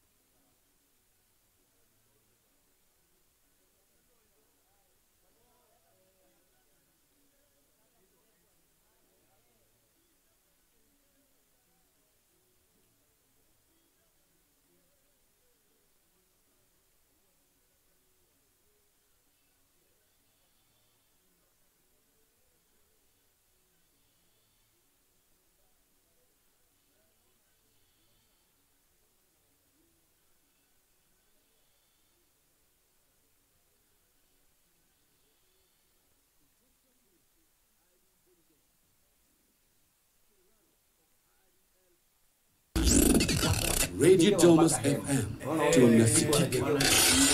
Thomas FM inasema ya kwamba Maybe tuko locked up na DJ Yahe. Kaboom, keep it locked. So watu wote wanakaa. Radio Thomas 99.9 FM kutoka Bulbul hadi Bondeni, Kerarapon hadi El Paso. Radio Thomas FM tunasikika. Radio Thomas 99.9 FM. Alright, bila shaka msaji wangu karibu basi katika nafasi nyingine basi ya kipindi cha The Morning Side asubuhi ya leo. Ni asubuhi njema tena sana ambayo kwamba tunajumuika nawe msikilizaji wangu kuanzia mida hii ya saa 3 dakika 18, na kama jinsi tulivyokuwa tukizungumza na wewe siku ya leo basi na wageni hapa ambao kwamba washaweza kufika studioni. Tuko naye Bi Mapenzi, naomba basi ukiweze kusalimia wananchi. Nadhani wasikilizaji wako sawa leo, wale ambao wanatutazama. Naam. Shukrani kwa siku ya leo. Naam. Tunashukuru kwa mvua inayokuja na kwa afya. Alright, na tuko naye mzee wetu Bwana Toronto. Nashukuru. Hakika nashukuru. Na tuko naye Bikara ama Bwana Kara. Wasikilizaji natumai mko wazima. Yes. Tuko naye Bwana Ali. Nashukuru. Tuko ndani ya mjengo. Masuala ni mengi. Na pia tuko naye mheshimiwa wetu Bwana Njogu ambaye kwamba yupo nasi hapa. Karibu sana mheshimiwa. Asante sana, nasalimia watu wote. Mjambo. Hatujambo. Alright, bila shaka mzaji wangu siku leo tunataka kuzungumzia hoja kubwa tena sana, hoja la maji ambalo kwamba limekuwa ni tatizo kubwa sana kwa wananchi. Na basi bila shaka tuko na wadau hawa ambao kwamba tuko nao siku leo. Kidogo tu basi tutakuwa nazidi kuangazia ni jinsi gani ambayo kwamba tunaweza basi kabiliana na masuala haya ya ukosefu wa maji katika eneo letu. Basi tukiweza kuanza na mheshimiwa wetu Bwana Martin Njogu Kimemia ambaye kwamba tuko naye pia mjengoni. Je, mheshimiwa, je kuna zile ama kuna ile pesa yoyote ambayo kwamba imeweza kutengewa miradi ya maji katika eneo hili la Ololua? Je, kuna ile pesa yoyote ambayo kwamba imeweza kutengewa mradi wa maji haswa katika eneo hili letu la Ololua? Asante sana mtangazaji, na nashukuru sana kwa sababu hiyo hoja ambayo tumekuwa nayo, mambo ya kutokuwa na maji area yetu sana ya Bulbul. Na nashukuru sana kusikia kuna Mapenzi Mbaya, kuna Kahara, kuna Hassan, mko pamoja na wao kwa sababu wamekuwa watu wa msaada sana. Naam. Na tuzi waliweza kuleta kuna jina ambao walileta na tukakuwa na kikao. Na tukaangazia mambo hayo ya maji. Na ikakuwa kwamba kweli shida iko na tumekuwa nayo karibu ya miaka 2. Na tulipozungumza na wakaandika petition ambayo walileta kwa ofisi, ingine ikaenda kwa governor, ingine ikaenda kwa Lolaita. Na kama tumeanza kuona matunda. Na mimi mwenyewe nikachukua hatua, nikaita watu wa Bulbul, nikawaambia sasa kama hatuwezi kusaidiwa na Lolaita, tujisaidie. Na tukakuwa tuko na hiyo mkataba.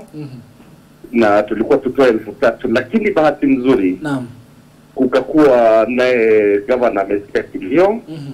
Na akasema kwamba pipe zote zile zinatakikana zikanunuliwa. Na ninapozungumza saa hii pipe ziko kwa ofisi ya Ololaita already. Hizo kama hiyo kazi itaanza mara moja. Alright. Hiyo kwa hivyo ni kusema within another 2 weeks watakuwa sasa kumechimbwa, ama watajua vile wataweza kuchimba, kwa sababu niliwaambia sasa hiyo ni kazi yao. Wafanye wamalizie. Kwa hivyo tuko na hiyo mambo ya upande ya Tosheka, mambo ya Gishagi, yote itakuwa tu imeangaliwa.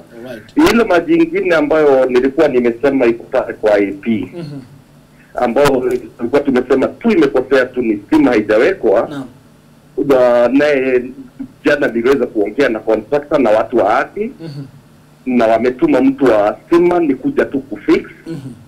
Na niliweza kuzungumza sasa na watu wa Lolaita. ndio sasa waje wafanye zile tulikuwa tumeambiana kwamba zile pipes za zamani zile za Gishagi ndani hiyo maji iweze sasa kudirectiwa na wale wengine ambao sasa hawatakuwa na maji tuko na hizo kioski mbili ambao tutapeana maji for free. Alright. For mpaka December. Kwa hivyo ni kuona ni kama hiyo matatizo ya maji itakuwa imepungua.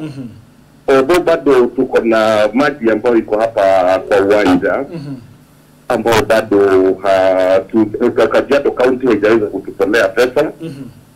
Kwa hivyo haijaweza kuweka tank, kuweka pump. So naendelea kuomba kwamba hiyo tuweze kumaliziwa. Naam. Hiyo nilikuwa tumetenga pesa kitambo sana na bado nitaendelea kusukumana. Kwa hivyo tukiwa hapo mimi naona kama ile maombi tulikuwa tumeomba imeweza kujibiwa. Kwa hivyo within 2 weeks watu wote sasa ni mambo ya maji itakuwa imeisha. Shukrani tena sana kiongozi, na maybe mapenzi jinsi ambayo kwamba kiongozi alivyosema kwamba wiki 2 zijazo huenda basi tatizo hili la maji likiweze angalau kuweza kuangaziwa. Je, ni nini haswa ambayo kwamba kinapaswa kufanywa ili kuweza kuhakikisha kwamba uhaba wa maji katika eneo hili tunalisahau? Kwanza ningependa kuuliza kwanza shida ya maji huwa ni wapi? Tuko na uhaba ya maji kwa sababu tumechimba boreholes na hazifiki, ama uhaba ya maji ni kwa vile hatuna boreholes, ama uhaba wa maji unatokea wapi? Kwa sababu kama ni boreholes hazitoshi, kwa sababu MCA alikuwa ametuambia kwa mkutano mwingine, kuna boreholes ambazo zimechimbwa, kuna zile ambazo zinafikisha capacity ambayo inaweza saidia, kuna zile ambazo bado. Kama ni shida ya kutofikia kiwango cha maji ambacho kinahitajika, labda hiyo ni kitu ambacho kinafaa kuangaliwa. Kama ni access, ndio inaweza kuwa ni maji iko, alafu access ndio hakuna. Hiyo maneno ya access ndio inafaa kuangaliwa, kwa sababu pia kila tunapochimba borehole pia tunafaa kuangalia tunataka kuwa tukichukua maji kutoka kiosk, kama tungetaka pia tupate maji kwa manyumba kwa pipes. So pia hii access ya hii maji ni kitu ambayo pia inafaa kuangaliwa. So inategemea uhaba wa maji unatokana na nini. Alright. Shukrani tena sana. Maybe Bwana Kara, kama mmoja wa vijana ambaye kwamba unajihusisha sana masuala ya teknolojia, maybe unaona ni wapi ambaye kwamba ni kipi ambacho kwamba tunafaa kukifanya ili kuweza kuhakikisha kwamba masuala ya maji ama ile wanasema kwamba maji inapatikana kwa urahisi sana katika eneo hili la Kajiado Kaskazini? Nashukuru Bwana MCA amesukuma mpaka mahali tuko. Na kama raia wangetokea hata MCA angekuwa na nguvu ya kusukuma. Kiteknolojia ndauliza watu kunanyesha saa hii, maji ya mvua inaenda wapi? Ukakuwa na tangi yako, at least unaweza harvest water. We should also think of alternative ways of having water. Kuna anaitwa Senator wa Matangi. Senator wa Matangi alipewa hiyo jina juu alipea watu matangi for water harvesting. Using that technology. Technology si computer peke yake. Pia ni venye unatumia vitu. If we could have past tanks at our homes, at least we would harvest the water that is coming from our roof. Even the roof that we put, tunafaa kuangalia ni roof gani tunaweka ndio tuweze harvest the water that is coming. These are the technologies that are there. In addition, everyone in terms of water issue, water should not be an issue.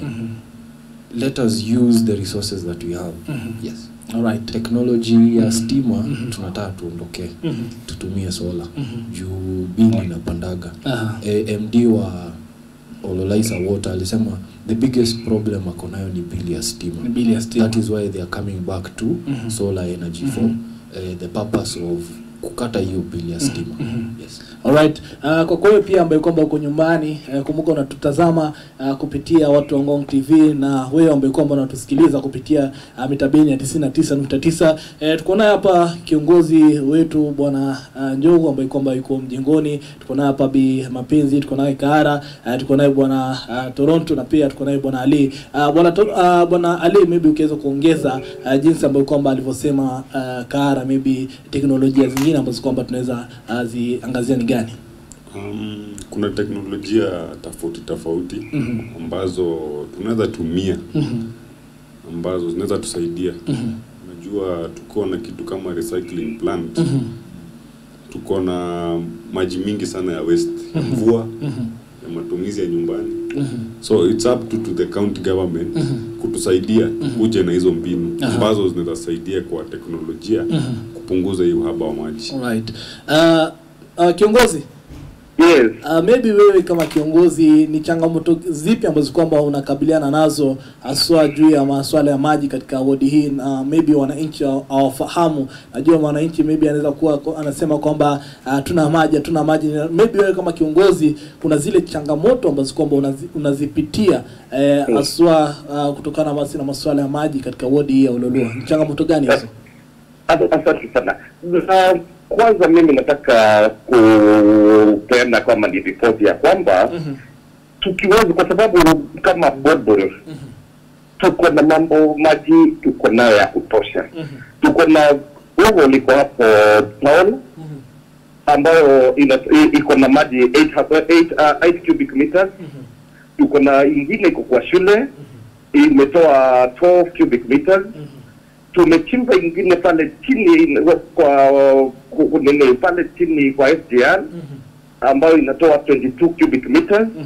Tuko na uwanja ile ya Bolbol ambayo tumeichimba, tuna naye iko na almost 28 cubic, na hii ambayo tumechimba kwa FPC hiyo ndio iko na maji mingi, iko na 42 cubic meters. Na hiyo yote kwa sheria tulipitisha. Na tukasema hiyo sheria yote all boreholes lazima zikuwe managed by one body ambao ndio Ololaiza. And it comes to Ololaiza now it becomes private. Sasa shida zao za Ololaiza ndio hizo zinaanza kuwa wao management yao ndio imetuletea hiyo shida yote. Kwa sababu kama wangekuwa wa manage vizuri maji tuko naye, tungekuwa sasa tungekuwa tunaulizana kwa nini hatuna maji. Hiyo maji zina kupatia watu wote wa Bolbol, na tunapatia mpaka Boroborobin, na hiyo shida yote tuseme ya Bolbol itakuwa imeisha. Ile ingine ambayo tuko naye shida ni Kirarapona. Wakati mshipa ya huko SGR iliguzwa, na ile ilikuwa inatupatiana Kirarapona, tulikuwa na water 5 water bodies.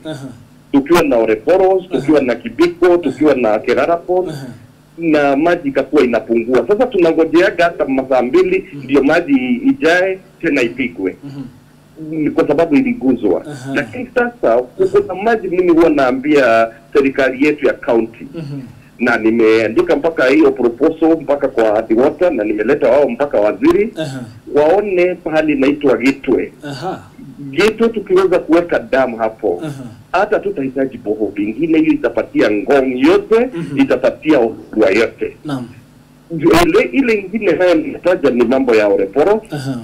Oreporos tuliweza kuchimba maji 2015. Na hata wa leo kuna shamba ho tulikuwa tumeweka mpaka pesa ambao haijailipwa. Kwa hivyo tukasema hatuwezi, hata kama contractors wamepatiwa wa kuweka hamwezi kuweka kwa watu wengine kama hamjalipa, hiyo ni kudhulumu mtu kabisa. Kwa hivyo tukasema lazima kwanza hiyo shamba ilipwe. Na gavana wetu amekuja na akaahidi. Na mimi ningekuwa nikifuata. Kwa hivyo hiyo kwanza hiyo ya Oreporos ni changamoto kubwa sana. Kwa sababu hiyo ni maji ya community na wanajua ni pesa yao ilitumika. Kwa sababu tuliweka 9 million kabisa. Ilikuwa tununue 3.5 ya shamba. Tuweze sasa hii nyingine iweze kuweka tank, kuweka machine. Nilikuwa nimeona hapo ingekuwa hata pazuri sana tukiweza kununua hiyo shamba. Kwa sababu Oreporos is on a place ambao haina public land. So tulikuwa tunaona tukiwa tunasaidiana na Mheshimiwa Manji tunaweza ongezea pahali na tukaweza kujenga nursery na tuka extend hata police post yao the forest. So changamoto yangu ile nimekuwa naye ni pesa kuwa kulikuwa released from the county ije imalize miradi hiyo na hiyo ingine ni Ololaisa themselves. So wale tuko nazo za kutosha. Wao unakuta hata kuna wakati ati tunakatiwa stima na maji tunalipa. Tukikunywa maji huwa tunalipa insane kabisa. Lakini unakuta ati tunaweza kadibika ati wamekatiwa. Hiyo inawezekana kuwa an excuse to us. Kwa sababu ile kitu sisi tunahitaji ni services yao ambao it has been very poor. Kwa hivyo tumesema tungetaka tusaidike na hiyo njia. Alright. Pia wewe msikilizaji wangu unaweza piga simu. Kuna wale wadau naona walikuwa wameweza kupiga simu. Kumbuka 0705 42 45 87. Unaweza piga simu ukiweza tu kuuliza swali lolote ambalo kwamba utakuwepo nalo. Naona hapa kuna simu hapa inaingia. Yes, hello Radio Domas. Wageni na Yakai na mheshimiwa wetu. Salama tena sana.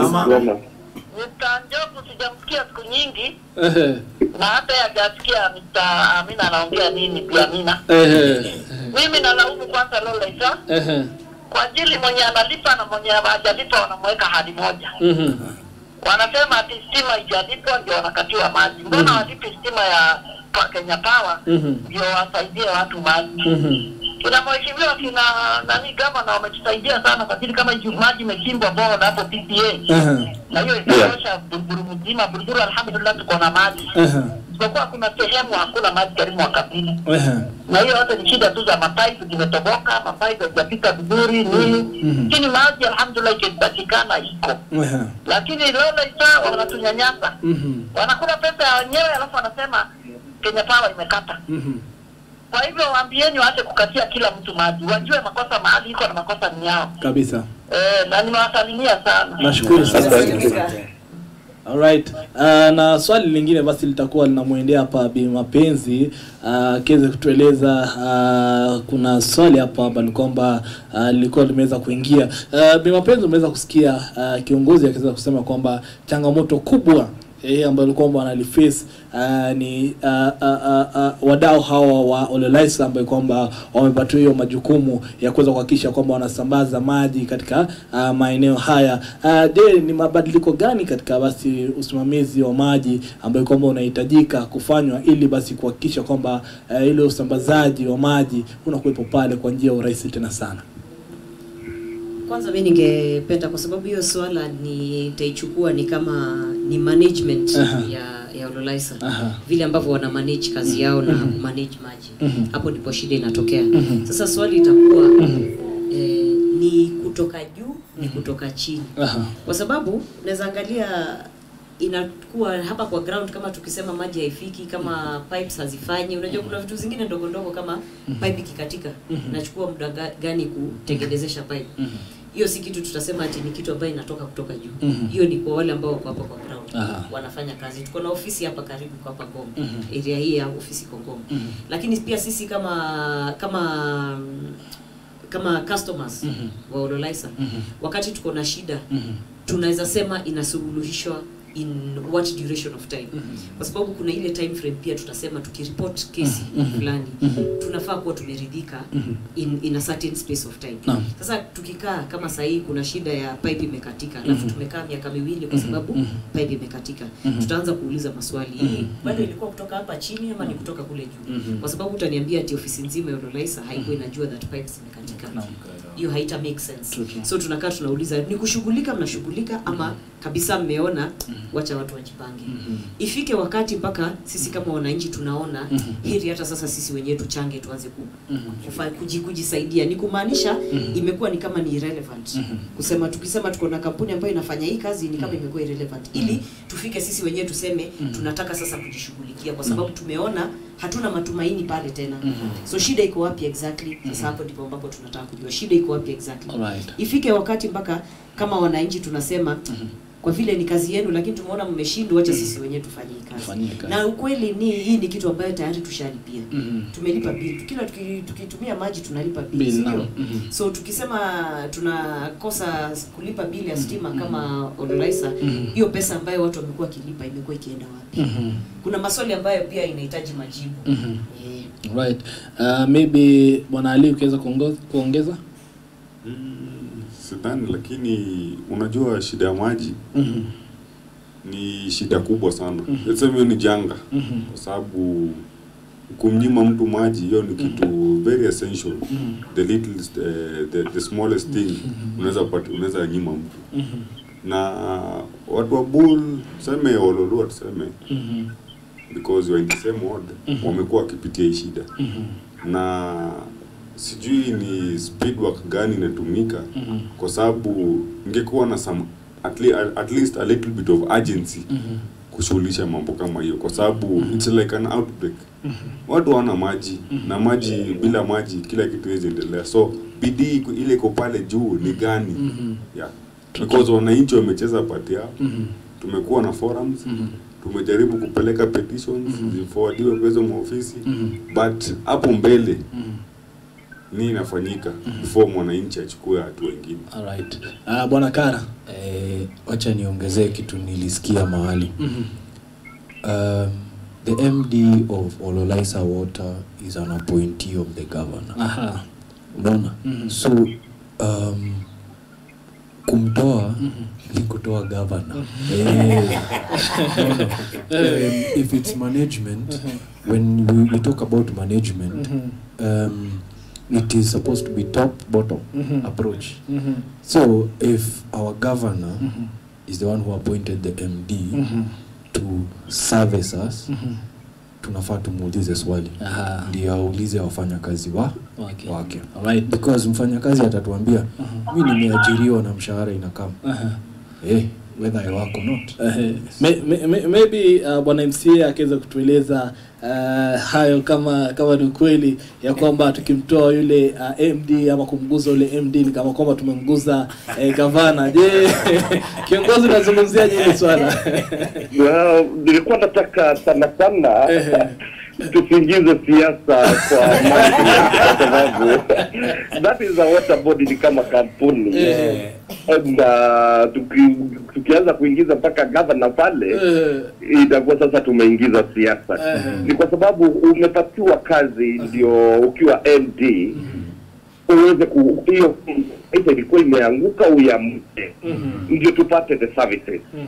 Kwa hivyo yangu ile mimi nasema hata ninaendelea tu hata huwa namzungumzia MD to up his game.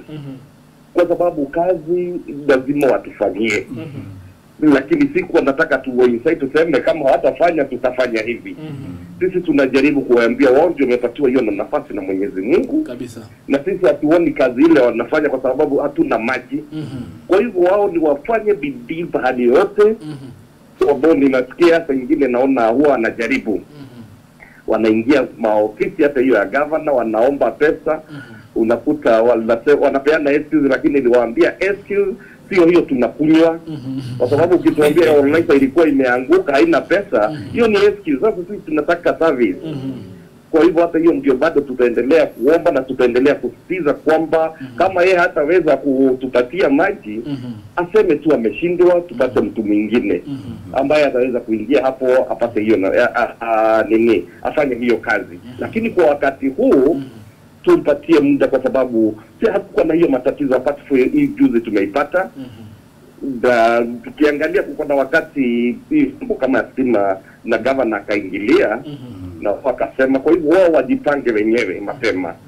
Ndio sisi tunataka maji kwa sababu tuwezi kuishi kama tuna hiyo maji. Right. Tafadhali. Na kuna swali hapo ambalo kwamba kiongozi unaulizwa kuhusiana na ile bohol ambayo kwamba liko pale katika ofisi lako. Okay. Mbona liko katikati ya barabara? Hapana, hiyo kuna kitu ambao watu wanatakana waelewe. Kitambo mtu apatiwe mpaka pahali ya kuchimba hiyo bohol huwa wamepatiwa mabarua zote na kumetembelewa. And that one is a private property. And hiyo ni private bohol. private inaitwa barabara. Hiyo barabara mpaka shamba ni ya mtu. Kwa sababu hiyo shamba hiyo boholi imeenda kwa shamba peke yake, kwa hiyo shamba yake. Alright. Kwa hivyo hiyo ni shamba ya mtu, ni private borehole. Ni vile anaweza taka kufanya hata na bara yake. Alright, kwa hivyo maybe watu wajua hako wameweza kuelewa, lakini kwa sasa wameweza kuelewa mbona lile. Na mimi ofisi yangu ni kukomboa, tumekomboa, kwa hivyo sio hapo hatutaki.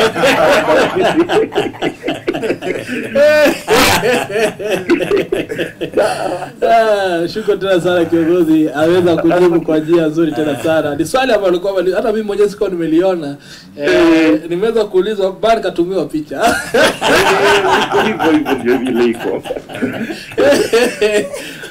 Lakini basi yule ambaye kwamba ameuliza hilo swali, I hope basi bila shaka ameweza kujibiwa pale na kiongozi kwa kuweza basi kueleza kwamba lile ni borehole ya mtu binafsi na liko katika shamba la mtu, na basi mbali kiongozi pale mahala ambapo kwamba ofisi ipo wao ni kukomboa, wameweza kukomboa. Maybe Bi Mapenzi, je, suluhisho la kudumu kukabiliana na uhaba wa maji katika wodi ni gani? Maybe suluhisho kivyako kama mwananchi? Kwa wodi hii ama ya wodi ya Ololua sana tuko katika wodi yetu. Nadhani kama vile Bwana MC amesema, tuko na maji ya kutosha Ololua. Ile tu yenye inahitajika ni management ya hiyo maji na iweze kuwa imefikia watu vizuri, na kwa sababu ile maji Ololua ni nyingi zaidi, hata watu wa zaidi beyond Ololua wanaweza faidika nayo. So management ya hiyo maji ndio kitu muhimu. Ndio maana nadhani hapo ndipo shida inakuwa, hata tukiongelelea maneno ya Ololaisa, kwa sababu tukisema ni serikali ichukue bado itaanguka kwa mikono ya Ololaisa. Kwa hivyo ni muhimu sana Ololaisa iweze kuwa ionyeshe wananchi that kuwa wanashughulikia na wanaweza handle hiyo workload. Right, maybe Bwana Ali, suluhisho kivyako ya kudumu katika swala hili. Kabla nikuje kwa suluhisho, ningependa kuuliza kama hiyo kampuni ya Ololaisa, muulize mheshimiwa pale.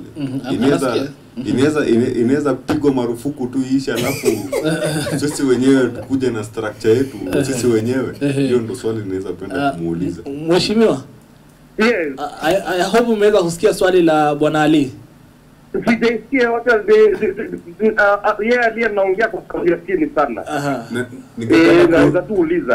Ningependa kuuliza kama hiyo board ya hiyo maji ya hiyo kampuni ya Ololaisa, kwa sababu for a very long time, najua 2 years si miaka kidogo, kama inaweza pigwa marufuku hiyo kampuni, alafu sisi kama watu wa Bull na watu wa Ololua we manage our water, inawezekana? Haiwezekani, kwa sababu nilieleza nilipoanza. Nikawaambia hii ni sheria ambayo ilitungwa kutoka kwa national na ikapatiwa ardhi water ndio inasimamia upande hii yetu ya Kajiado, Machakos, Makueni hivyo. Naam. Na anda hiyo ndio Ololaisa now the body. Ile iko na imepatiwa hiyo jukumu. So hata ile nyingine ambayo inatumika hata kama ni Oreporos water, lazima kuna sheria na kuna zile vitu ambavyo wanatakana wamefanya ndio wawe a water body, kwa sababu unaweza kuimagine saa hii kuwe na shida tu ama mambo ya maji iwe poisoned. Sijui kama ukisikia kama mambo kama hayo ni vitu ambavyo huwezi taka kufikiria. Na hiyo saa nyingine umepatia the community, lakini Ololaisa wao they will be able to take responsibility kabisa vitu kama hizo. So hiyo ndio sababu tumeweka hizo sheria. Atuweza kutunza, kuweza at least hiyo maji iwe iko safe kwa wananchi kukunywa. Alright. Na nikiuliza kuna hizi pipes ambazo zinapita karibu na mitaro ya maji chafu. Gani? Hizi mapipes zinapita kwa drainage ya maji chafu, ya maji taka. So hapo si bado kuna mambo ya poisoning, na Ololaisa sijui itakuwa aje. Nimejaribu sana hapo, tumejaribu sana kwa sababu Ololaiza na wao wanashikwa na watu wanaitwa public health. Sisi tumeweza kuwasaki kwa public health. Kwa sababu maji haitakikani ya mfereji. Haitakikani ipite kwa sewerage. Kweli kabisa. Kwa hivyo wanatakana kutoa. Lakini ukiangalia ile shida naye iko, ni nani huyu anaweka sewerage? Kwa sababu sewerage unatakana kuiweka kwa nyumba yako. Hebu angalia hiyo. Ni nani anapatiana ruhusa kuwe na sewerage ati inapita tu kwa mitaro? Hakutakikani. Kwa sababu kwa hivyo tunajaribu sana kuona watu wa public health wanafanya kazi yao. Hiyo kufunga na kustaki hawa watu wanaweka sewerage kwa mitaro.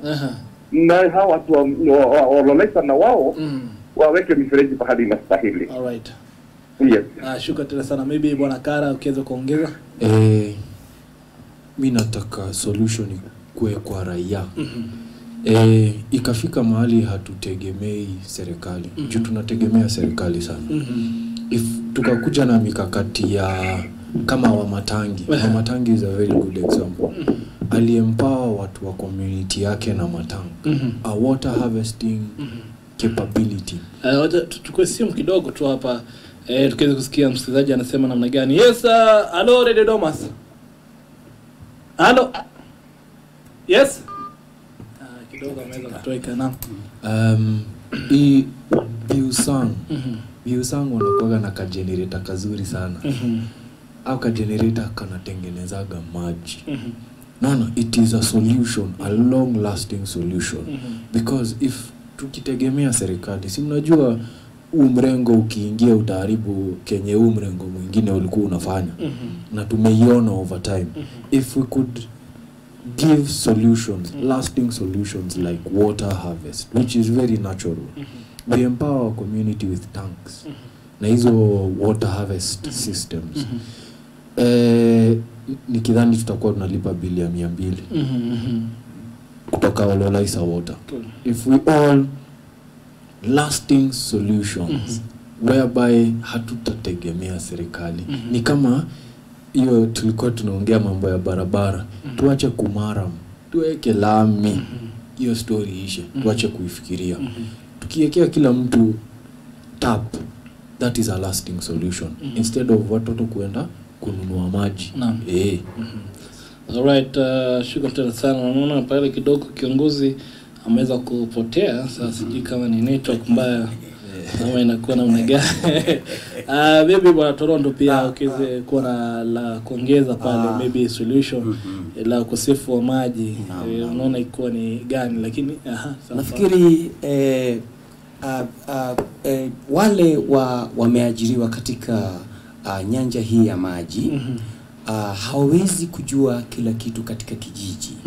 Kwa hivyo kwangu naona ya kwamba kama kungekuwa na komiti ambayo imeundwa katika sehemu ambayo ni husika, tuseme kama Bulbul, na tuwe na visehemu Kirarapon, hata inaweza kuwa kamati ya watu 2 3, hawa watu wawe macho ya kijiji kwa ujumla. Kama kuna mahali kuna ukosefu wa maji, ama kuna ile kutoboka kwa maji, ama kuna kitu chochote ambacho kimeleta kuzuia maji sifikie watu, hawa watu wawe macho ya nini, ya jamii, na pia macho ya wale wana Ololaiza. Nini inaitwa nini? Ololaiza. So ni vizuri tukitaka tuwe katika njia nzuri, tunaweza kulaumu wale wafanyakazi wa nyanja ile ya maji, na kumbe ni wachache. Unaona sasa? Inatakiwa sasa tujue ya kwamba ni njia gani ambayo tunaweza kufanya. So ndio nilikuwa naomba ya kwamba kama mheshimiwa anaweza kuwa na kamati ambayo inasimamia kila sehemu ili kujua ya kwamba kuna upungufu, kuna nini, alafu inakuwa ni kama emergency. Unaona sasa kutakuwa na hakika na jambo la kufanya nini, la kushuhudia ama kuzungumzia. Alright. Kuna kitu Ololaiza walisema. Customer. wewe ni customer. Tuacheni kuangalia kama sisi ni raia. Wewe ni customer wa pale. Safaricom saa zile M-Pesa wanataka kufanya kitu, si wanatumaga message.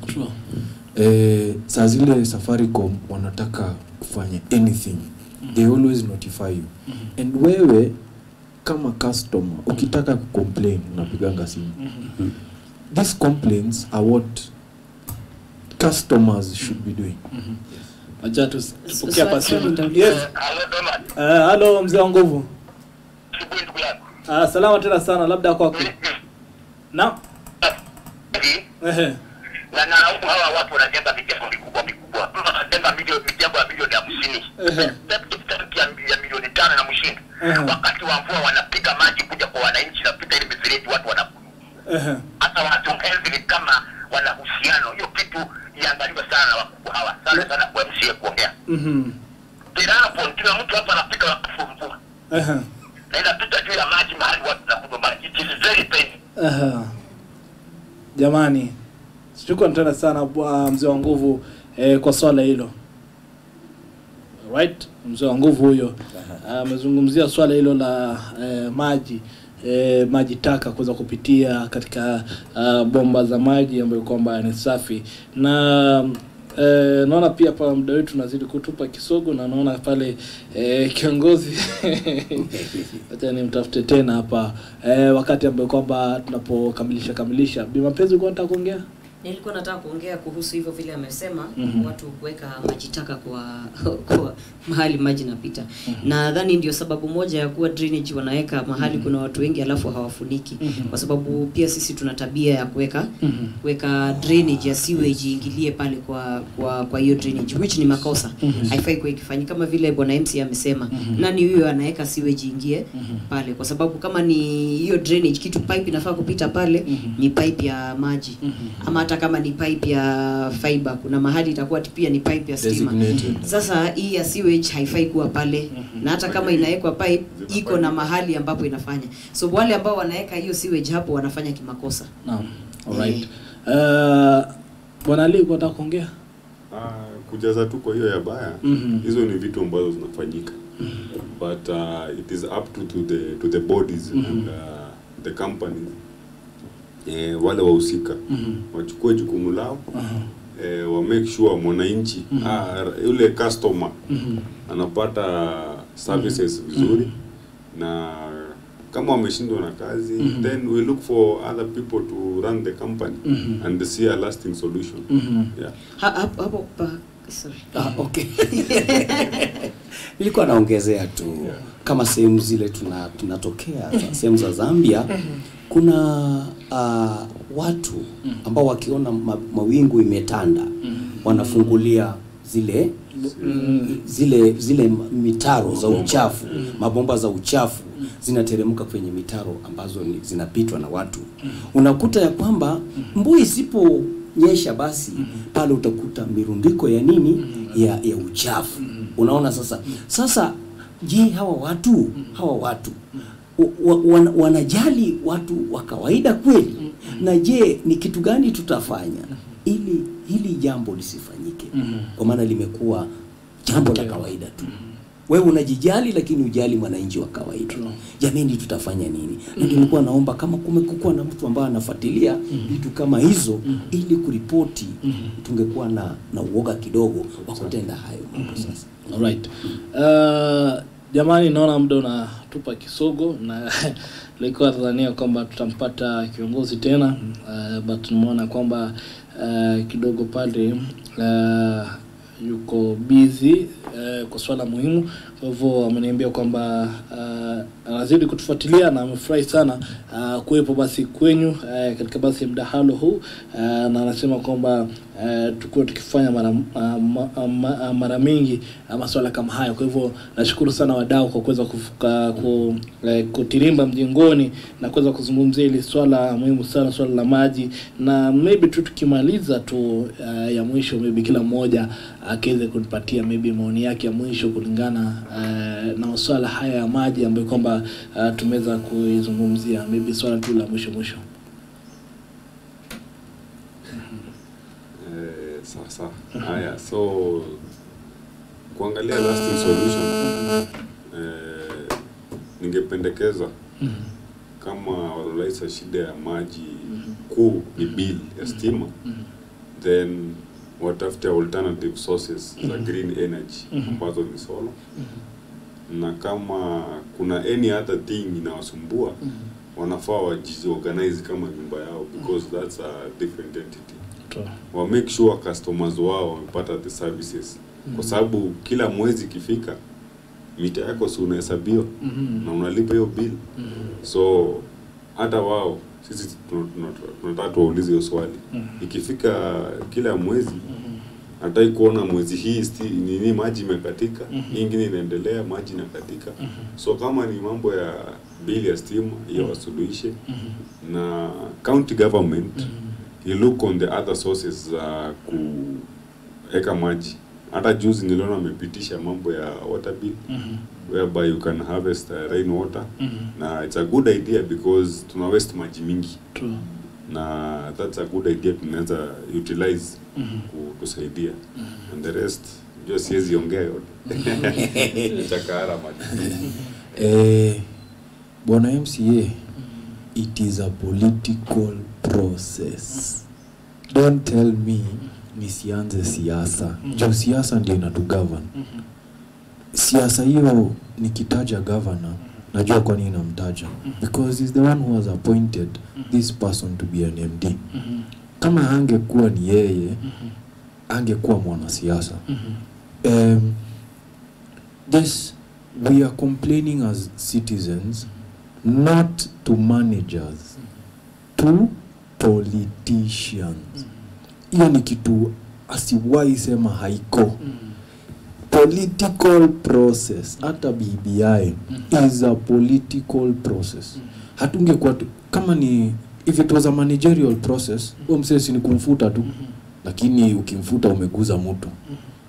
This the reason why we include our politicians, and that name will never change, they are politicians, it's because they influence these laws. Hata ndio sheria ipitishwe, haikupitishwa na raia, ama raia ulipitisha, ni mwanasiasa. So anywhere that we have this thing we call government, that is a political process. Mzee Toronto, watu helicopter. Mimi pia helicopter. Mimi na solution. Okay, solution ni kwamba maji ni uhai. Maji ndio inafanya tung'are, magari zetu zing'are, sisi tuitwe vijana, tuitwe wazee, tuitwe waheshimiwa. Na kile mimi ningeomba ni kwamba katika hii nyanja ama hiki kitengo cha maji kiangaliwe sana katika yani uongozi wowote ule, uwekwe kitengo cha maji kiwekewe sana umuhimu. Hiyo ndio afya. Wakati utahitaji kuwa MP lazima uwe na watu ambao wako na afya. Wakati utahitaji MCA lazima uhitaji watu ambao wako na afya. So mimi naona ya kwamba hiki kitengo tusilie tena. Kuanzia siku ya leo ambao tuko mahali hapa, viongozi wetu ambao tumeteua kwa ajili ya wao pia wako na afya hiyo, kwa kupitia afya ile ambao tunatakiwa tuwe nayo kama mwananchi wa kawaida. Basi wafanye bidii sana, waone ya kwamba mwananchi mdogo ule ali kwa ajili ya ukosefu wa maji. Wewe mtu ambaye ni kijana, angalia vijana wengi wanaenda kazini wakiwa wachafu, wanafukuzwa kazi kwa kuwa hawana pesa za kununua maji. Na je, atakupigiaje kura na huku ana madoa? Kwa hivyo kitu kizuri jameni, naomba viongozi kuanzia governor mpaka kule sasa tuko saizi, jameni, angalieni afya, na afya ni maji. Tuangalie mitaa zote. Hii mtaa wetu ni mdogo sana, tugawe kwa vikundi ili tuone mwananchi ameridhika, anapata maji. Afadhali uwe bila kitu lakini uwe na maji. Na maji. Kwa hivyo shukrani. Maji ni uhai. Habari ndio hiyo. Kumalizia, ningependa kuongezea kile ambacho wenzangu wamesema. hata kama tunasema wakati mwingine tutakuwa tunaongea alafu waambiwe wache siasa, lakini politics is the business of developing lives. Kama tunangojea development, lazima itapitia politics. Sijasema hivyo kwa kumaanisha that unajua kuna politics ya maendeleo na kuna politics ya derailment. Naongelelea ile ya maendeleo. Kwa hayo ningependa hata bwana MCA najua anasikiza.